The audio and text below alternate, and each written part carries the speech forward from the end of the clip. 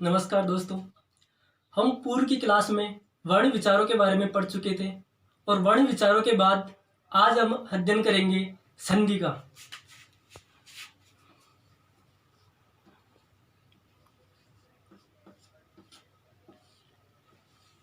बात करें संधि के शब्द का विच्छेद की तो इसका विच्छेद होता है सम प्लस दी। और इसके बाद बात करें संधि के अर्थ का तो संधि का अर्थ होता है मेल।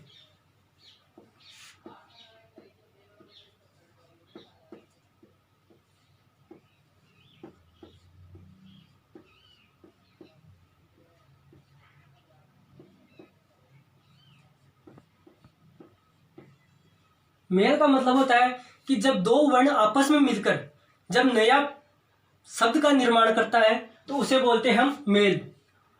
मेल के बाद में अर्थ के बाद में अगर बात करें इसके विलोम की तो संधि का विलोम होता है विग्रह। विग्रह यानी एक शब्द को हम दो भागों में विभक्त करना।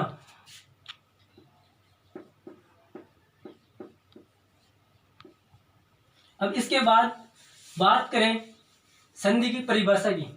संधि की परिभाषा है कि जब दो वर्ण आपस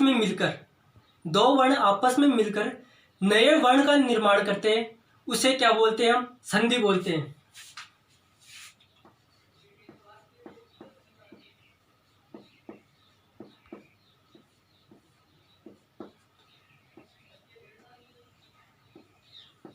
जब दो वर्ण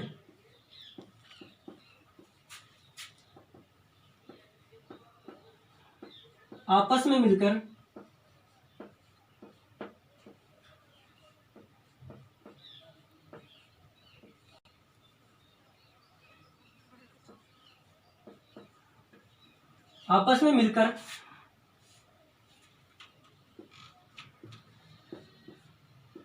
नए वर्ण का निर्माण करते हैं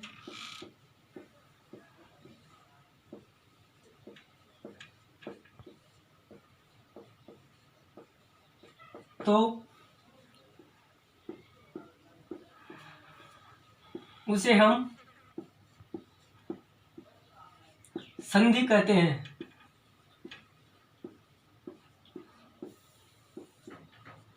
जब दो वर्ण आपस में मिलकर किसी नए शब्द का निर्माण करते हैं उसे हम संधि कहते हैं।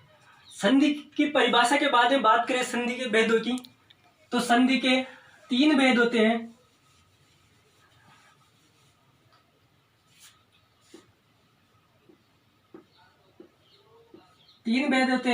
ये तीन भेद कौन कौन से हैं?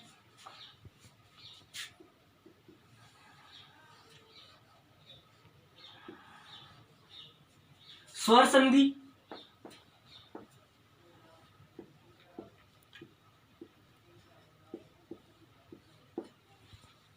व्यंजन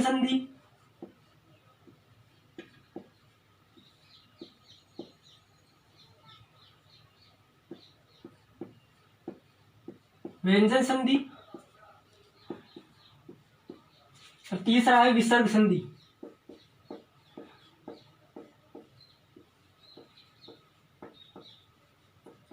स्वर संधि में स्वरों की संख्या 11 होती है जो कि हम वर्णों में पढ़ चुके हैं। व्यंजन संधि में वर्णों की संख्या 33 होती है और विसर्ग संधि में विसर्ग की संख्या 1 होती है।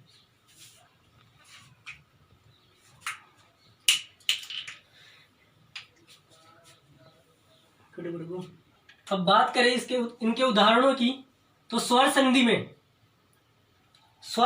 में उदाहरण है हिम प्लस आले। इसमें प्लस के पहले भी स्वर आएगा और प्लस के बाद में भी स्वर आएगा। अगर जब दोनों तरफ स्वर आता है तभी वो स्वर संधि कहलाएगी। दूसरा है व्यंजन संधि। व्यंजन संधि में है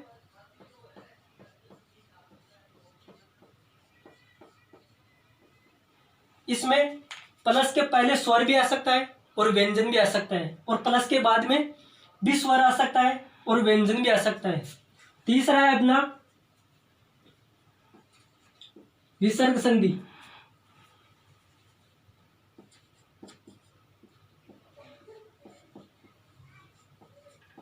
इसमें प्लस से पहले विसर्ग आएगा और प्लस के बाद में स्वर या व्यंजन दोनों में से कोई भी आ सकता है।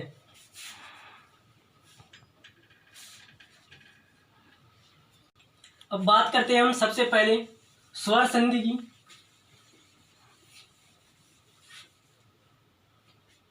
स्वर संधि वह होती है जब स्वर के साथ मेल होने पर जो विकार या परिवर्तन उत्पन्न होता है उसे हम स्वर संधि कहते हैं।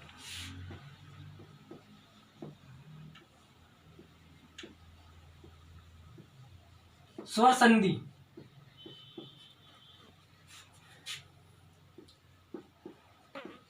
स्वर का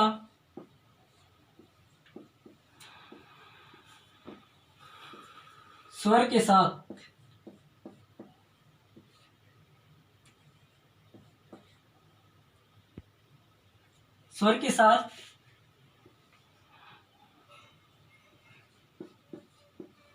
होने वाले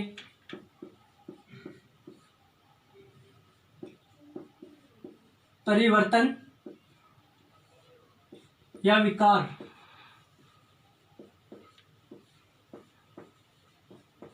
को स्वर संधि कहते हैं।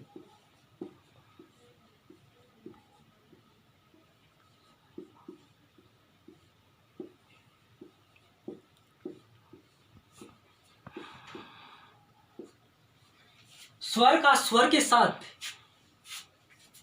योग होने पर जो विकार उत्पन्न होता है उसे हम स्वर संधि कहते हैं। स्वर संधि के 5 भेद होते हैं। पहला है दीर्घ संधि, दूसरा है गुण संधि, तीसरा है वर्ती संधि, चौथा है यण संधि और पांचवा है अयादी संधि। स्वर संधि के भेद है कितने? 5 भेद हैं।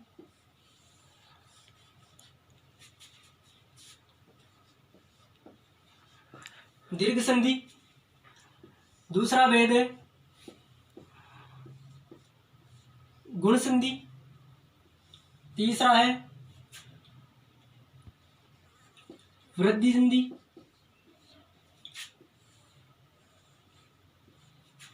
चौथा है यण संधि और पांचवा है अयादी संधि।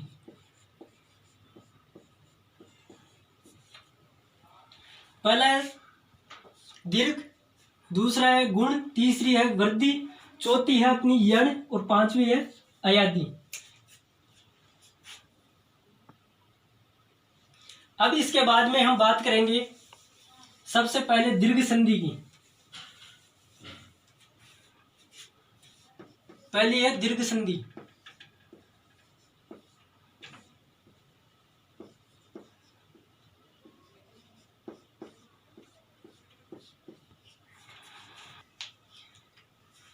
इसके नियम की पहला नियम की बात करें, यदि अ या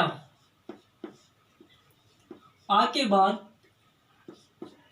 प्लस के पहले अ या आ दोनों में से कोई भी हो और प्लस के बाद में भी अ या आ हो तो दोनों के योग से दीर्घ यानी आ का निर्माण होता है। प्लस से पहले अ या आ हो और प्लस के बाद में भी समान स्वर हो तो दोनों के योग से कौन से स्वर का निर्माण होगा? आ स्वर का निर्माण होगा। उदाहरण के रूप में हम देखें तो हिम प्लस आलय, इसमें बात करें तो मैं में कौन सा स्वर है? अ स्वर है और प्लस के बाद में क्या है? आलय। आलय में कौन सा स्वर है? आ।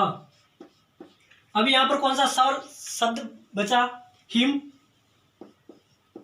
हिम आएगा हनंत के साथ। हनंत के साथ इसलिए आएगा क्योंकि इसमें से वर्ण में से हमने अ स्वर बाहर निकाल लिया और इधर क्या बचा?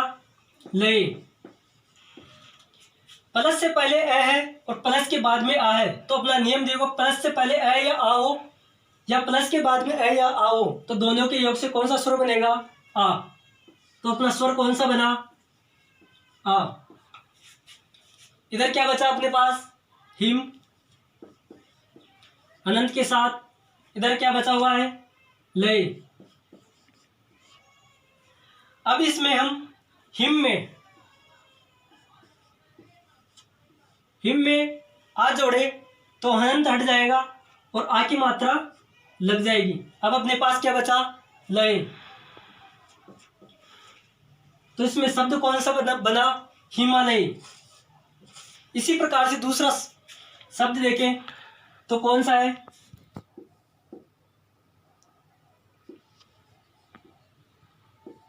युग प्लस अंतर। युग में कौन सा स्वर है? अस्वर है। जो प्लस से पहले और प्लस के बाद में क्या है? अ है। इधर क्या बचा शेष? युग। युग में क्या है? अनंत है। और इधर क्या बचा शेष? आधा न, त और र। अ या आ के योग से कौन सा स्वर बना अपना नियम के हिसाब से? आ। इधर क्या बचा हुआ है? युग अनंत के साथ। और इधर क्या बचा है? आधा न, त और र। अब इसमें ग में आ की मात्रा जोड़े तो क्या बना? युग। आ जोड़ा इसमें तो ये हनंत हट जाएगा और क्या लगा? आ की मात्रा और आधा न, त और र। तो अपना शब्द कौन सा बना? युगांतर। अब बात करें नियम नंबर 2 की। अपना नियम नंबर 2 आएगा, लघु ई या दीर्घ ई के बाद, लघु ई या दीर्घ ई के बाद समान स्वर लघु ई या दीर्घ ई आती है तो दोनों के योग से कौन सा बनेगा? दीर्घ स्वर। कौन सी? बड़ी वाली ई आएगी। इसका उदाहरण देखें तो मुनि जोड़ इंद्र। इसमें स्वर कौन सा है? ई। कौन सी? छोटी वाली। प्लस के बाद में कौन सा स्वर है? ई। अब कौन सा स्वर शब्द बचा यहां पर? मून अनंत के साथ। और इधर आधा न, द और र। ई या ई के योग से कौन सा स्वर बना? दीर्घ ई। इधर क्या बचा हुआ अपना? मून अनंत के साथ। और इधर आधा न, द और र। अगर ई को न में जोड़े तो कौन सा शब्द बनेगा? मुनि। कौन सा स्वर है? दीर्घ। तो इधर दीर्घ कर देंगे, आधा न, द और र। मुनिंद्र। अपना शब्द कौन सा बना? मुनिंद्र। इसी प्रकार से दूसरा उदाहरण देखें, कपि प्लस ईस। इसमें स्वर कौन सा है? प्लस से पहले स्वर है ई। लघु ई है और प्लस के बाद में दीर्घ ई है। तो अपना नियम था लघु ई या दीर्घ ई के बाद, प्लस से पहले लघु ई या दीर्घ ई आए या प्लस के बाद में लघु ई या दीर्घ ई आए तो दोनों के योग से कौन सा स्वर बनेगा? लघु ई सॉरी दीर्घ ई। तो इधर क्या है अपना? कब बच गया स्वर के साथ? इधर बचा अपना से, तालव्य से बचा। लघु ई और दीर्घ ई के इसे कौन सा स्वर बना अपना? दीर्घ ई। इधर बचा क, आधा प। इधर है तालव्य से। तो अपना शब्द कौन सा बना? प में ई जोड़ा तो बड़ी ई और से। अपना शब्द बन गया कपीस। अब नियम नंबर 3 की बात करें तो नियम नंबर 3 है अपना, लघु उ या दीर्घ उ। प्लस से पहले लघु उ या दीर्घ उ और प्लस के बाद में समान स्वर, वही लघु उ या दीर्घ उ। लघु ऊ या सॉरी दीर्घ ऊ आता है तो कौन सा स्वर बन जाता है? दीर्घ ऊ।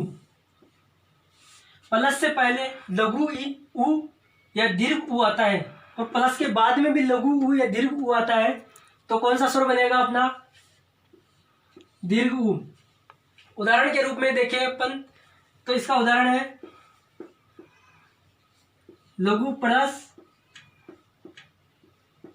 उत्तम। इसमें स्वर कौन सा है? ऊ स्वर है, लघु, और प्लस के बाद में क्या है? इसमें भी लघु ऊ है। शब्द कौन सा बचा अपना? लग, और प्लस के बाद में कौन सा स्वर बचा? तम। इन दोनों के योग से क्या बना? दीर्घ ऊ। इधर क्या है? लग प्लस तम। तो अपना शब्द बना यहां पर लग। लग में से अनंत हटा दिया और उ लगा दिया, कौन सा? दीर्घ ऊ। और शेष क्या बचा था अपने पास? तम। तो अपना शब्द कौन सा बना? लघुत्तम।